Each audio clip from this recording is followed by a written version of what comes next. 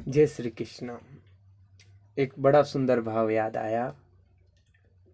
एक बार मैं बस में बैठकर जा रहा था नवलगढ़ से जयपुर। तो क्या हुआ कि बस के ड्राइवर साहब से मैंने पूछा, जगह नहीं थी तो मैं आगे बैठा केबिन में।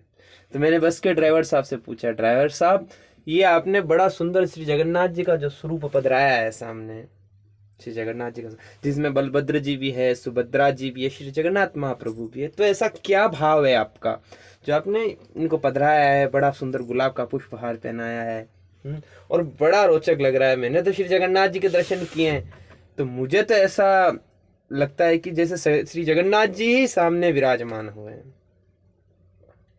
और मेरे लिए तो नवलगढ़ से जयपुर की जो यात्रा है वो अब जगन्नाथ जी के निमित्त हो गई है।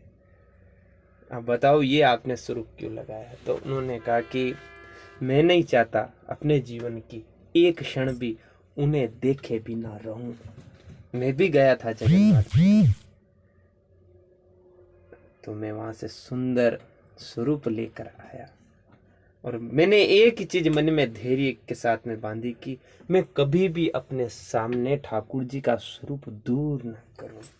बस इसी भाव से मैंने अपने घर की जो कार है उसमें भी ठाकुर श्री भोलेनाथ बाबा को पधराया है। मेरी जो बस है उसके अंदर मैंने श्री जगन्नाथ महाप्रभु को पधराया है।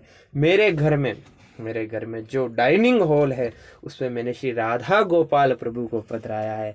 और जहाँ मेरी रसोई है, जहाँ हमारा भोजन तैयार होता है, वहाँ मैंने अन्नपूर्णा देवी को पधराया है।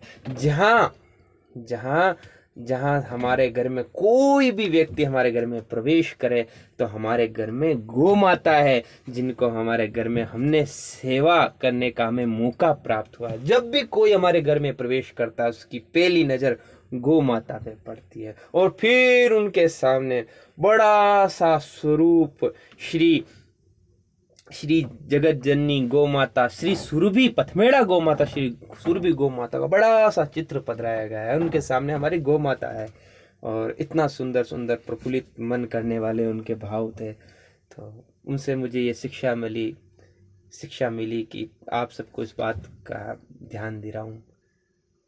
ये सच है कि कभी भी सांसों का आना जाना रुक सकता है। हमें ठाकुर जी के निमित्त, हमें श्री जगन्नाथ जी के निमित्त, हमें श्री नाथ जी के निमित्त, श्री नाथक द्वारा के निमित्त, श्री वृंदावन धाम बाके बिहारी के निमित्त एक ही हमेशा भाव रखना है कि हमारी नज़र में वह रहे और हम हमेशा इस भाव को रहें कि कोई देखे या ना देखे, वो देख रहा है। एक भक्त कभी किसी से लड़ता झगड़ता नहीं है, ये समझ लीजिए भैया।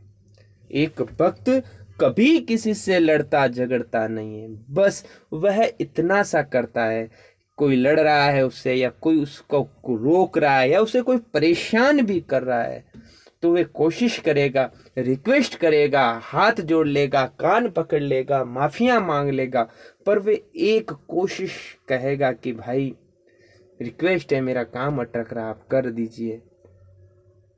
वो कर लेगा, पर वो उससे लड़ेगा नहीं, उससे बातिया नहीं आएगा, वो कभी उससे बातिया नहीं आएगा।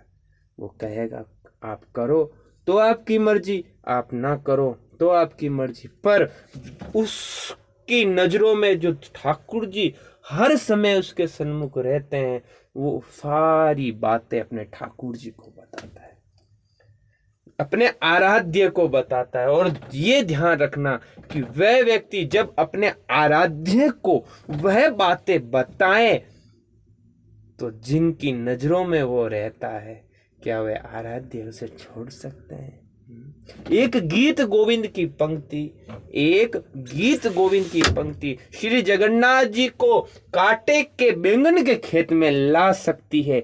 एक गीत गोविंद की पंक्ति श्री चैतन्य महाप्रभु को प्रफुल्लित कर सकती है। एक हरिनाम संकीर्तन की प्रेम वासना, प्रेम भावना, तबला बजाने वाले, ढोलक बजाने वाले के हाथों में लो निकल जाए पर उनके भाव खत्म नहीं होते।